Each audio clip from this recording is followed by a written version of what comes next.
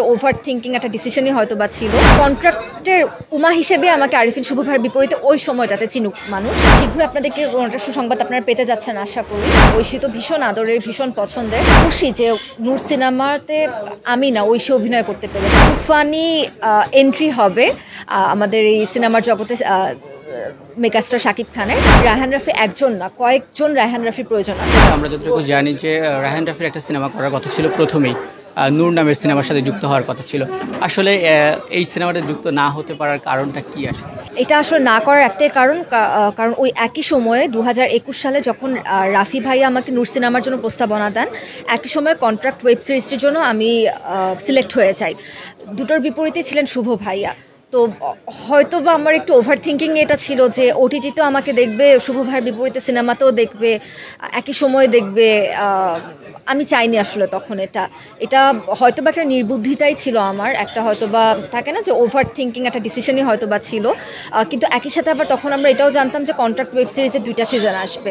তো আমার কাছে তখন মনে হয়েছে যে কন্ট্রাক্টের উমা হিসেবে আমাকে আরিফিন শুভ ভাইয়ের বিপরীতে ওই সময়টাতে চিনুক মানুষ, নূরের কেউ হয়ে না। এটা একটা কারণ। আর দ্বিতীয়ত আরেকটা কারণ হচ্ছে যেহেতু দিন শেষে কমার্শিয়াল ফিল্ম, আমার কাছে ওই যে মনে হয়েছে একটা বাণিজ্যিক মুভির জন্য আমি প্রস্তুত না। কিন্তু এটার জন্য এখনও শুভ ভাষায় দেখা হলে আমি হালকা বকুনি খাই। এখন বকুনির মাত্রাটা কমে এসেছে, কিন্তু হালকা একটু বকুনি খাই ভাইয়ার কাছে। হয়তো অনেক আগের কাজ ছিল এটা। রায়হান রাফির বর্তমান যে অবস্থান এবং হচ্ছে শুভ ভাইয়ের যে বর্তমান অবস্থান, এখনও নূর মুক্তি পায়নি। সেক্ষেত্রে নিজেকে কি এখন একটু মন খারাপ হয় জিনিসটাকে? একেবারেই না, কারণ নূর সিনেমার কাজ তো যখন কথা হয়েছে আমার, তার পরপরই আসলে শুরু হয়েছে এবং সম্পূর্ণ হয়ে গেছে। আর নূর সিনেমা মানে শীঘ্রই আপনাদেরকে কোনো একটা সুসংবাদ আপনারা পেতে যাচ্ছেন আশা করি। যেহেতু নূর সিনেমার সাথে আমি সংযুক্ত না, তার জন্য আমি কিছু না বলি এই ব্যাপারে। কিন্তু যারা অভিনয় করেছেন, সেটা শুভ ভাইয়া হোক, সেটা ঐশী হোক, সবার প্রতি আমার অনেক অনেক শুভেচ্ছা এবং ভালোবাসা। ঐশী তো ভীষণ আদরের, ভীষণ পছন্দের।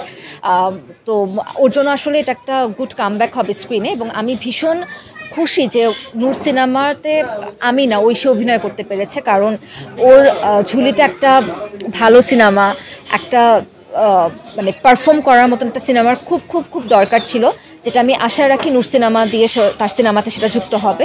সো তার জন্য সিনেমার যে পরিচালক রায়হান রাফি ভাইয়া এবং যে দুজন অভিনেত্রী আছেন, শুভ ভাইয়া এবং ঐশী, তাদের সবার প্রতি অনেক অনেক ভালোবাসা এবং শুভকামনা।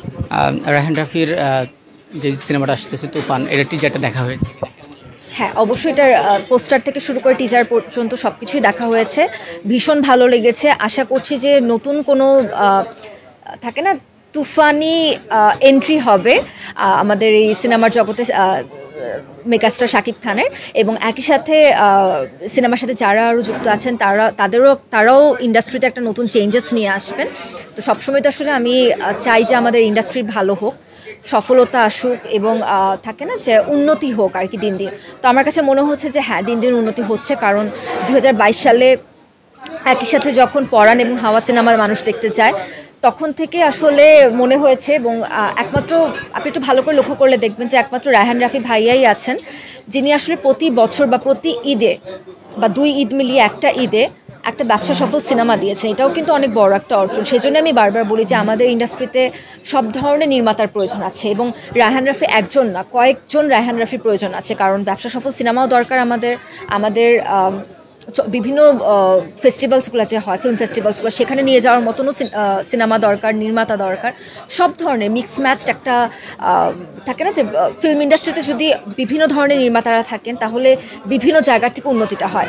ব্যবসার দিক থেকে অনেক উন্নতি হলো, কিন্তু বিশ্বের কেউ আমাকে চেনে না, সেটাও যেমন আমার জন্য কষ্টদায়ক, ঠিক তেমনি বিশ্বের সবাই আমাকে চেনে, কিন্তু আমার নিজের সিনেমা দেখতেই হলে দর্শক যাচ্ছেন না, সেটাও আমার জন্য কষ্টদায়ক। আমি সব দিক থেকে উন্নতি চাই।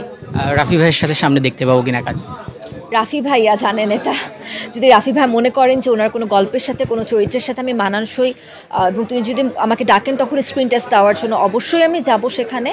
এবং তখন যদি সব কিছু আমাদের যে হ্যাঁ, উনিও যদি নিশ্চিত হন যে হ্যাঁ, আয়শার উপর এই কাজটা নিয়ে আমি ভরসা করতে পারি, তাহলে অবশ্যই আমাদের কাজ একসাথে করা হবে।